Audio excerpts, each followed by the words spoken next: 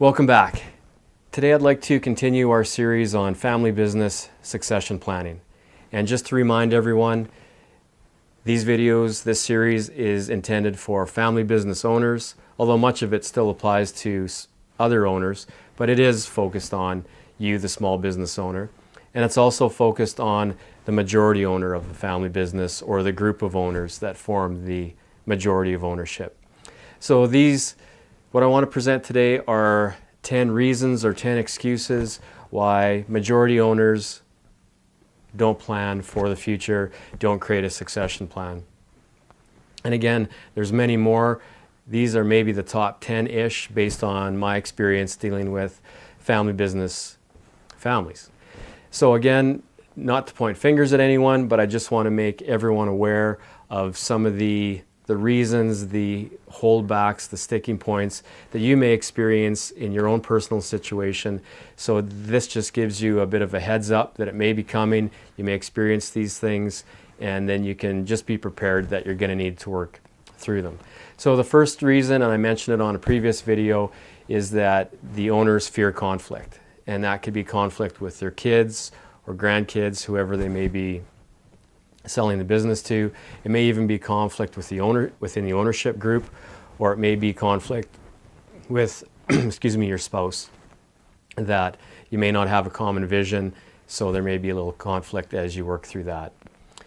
Second reason is it takes energy to change. It takes energy to do these succession plans, and quite frankly and honestly, it's easier to do nothing and just continue on as you have been for the last number of years. So that's the second reason that many owners don't proceed, is that it's easier not to, and that's just how it is. Third reason is owners don't treat it as urgent. They think they have lots of time to develop the plan, that they're years away from retirement. So there's really no hurry, no urgency. I don't need to do it today because I'll have tomorrow. The unfortunate part is tomorrows go pretty quick, and before you know it, you're a lot closer to your exit from the business than you want it to be. It happened quicker than you thought it would. And then the real truth and the reality is that sometimes things happen in life, and those can be negative events like accidents, illness, even death, that occur unexpectedly and can really impact the future of the family and the future of the business. So if there's no plan in place, those unexpected negative events can have very negative consequences. But that's the reason that some people don't plan. They just believe they have lots of time.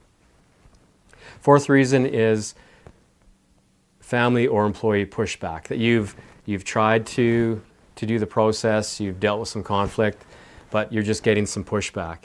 Sometimes it's from key employees who don't want your son or daughter or family members running the business. They don't support that decision. Maybe they want to be that person, or they just don't think that your family members are qualified, so you get some pushback. Obviously, there's competition within families who will get the business or get majority ownership or leadership of the business. So all those dynamics can be at play. You can get some pushback, which can be a reason why you don't continue. Another reason is, and this sounds like a criticism, but it's not, is truly just a lack of leadership. And a leader is knowing what needs to be done and doing it. And sometimes business owners don't know this needs to be done, or they sort of know, but whether they know or not, they don't act on it. So it's truly a lack of leadership, and I'm not going to sugarcoat it. That's what it is. And that's a big reason why these succession plans don't happen. Another reason, the sixth reason, is business owners get the wrong advice or the wrong advisors.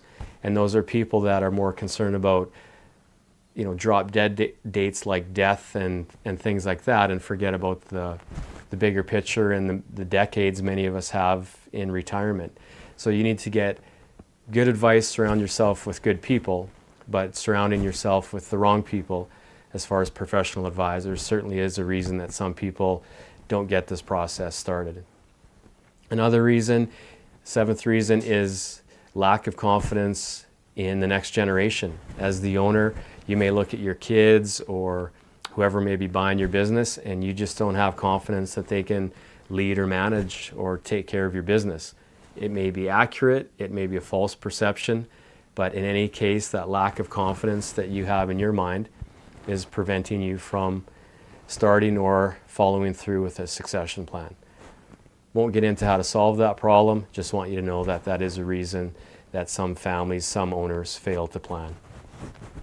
Number 8 is really just not knowing how. And that's pretty common, although I will say it's not an excuse.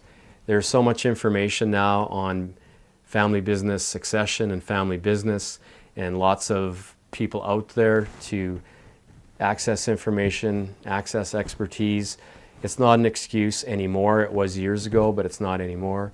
But it is nonetheless a reason why some owners and leaders don't plan for the succession of their business. Number 9 is, quite honestly, a fear of the future, that none of us want to admit we're getting older, that a stage of our life may be ending, and we don't know what the next stage looks like, and we're happy and content where we are. So that next step into the future can be a little nerve-wracking or a little daunting, and that just prevents that little bit of fear of the unknown. Affects how business owners look at succession, and they put it off thinking that if they do a succession plan, that means it's the end. When really it's not.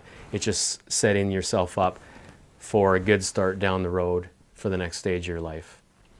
And then the last reason I'll say, and of course there's other reasons, but this is sort of my top 10, is pride. And that's pride on the part of the majority owner. He or she may think that this is his company, no one else is entitled to it, no one else can do it as well. I don't want to share the wealth, share the power, share the control. All those types of emotions and feelings play a part in it when it comes to some majority business owners. So pride certainly is a huge barrier that we see when we're trying to certainly start the process of succession planning, but continue it on and get it finalized. Is if an owner has that level of pride that they've built this, it's theirs, they're not sharing. It's all about them, they're the only one that work towards it.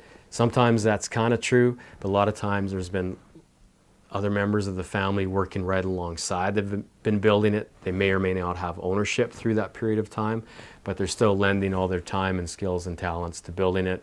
And certainly employees would fall into that category as well, where they're helping build the business. So pride is one thing as owners that to some degree we often have to overcome.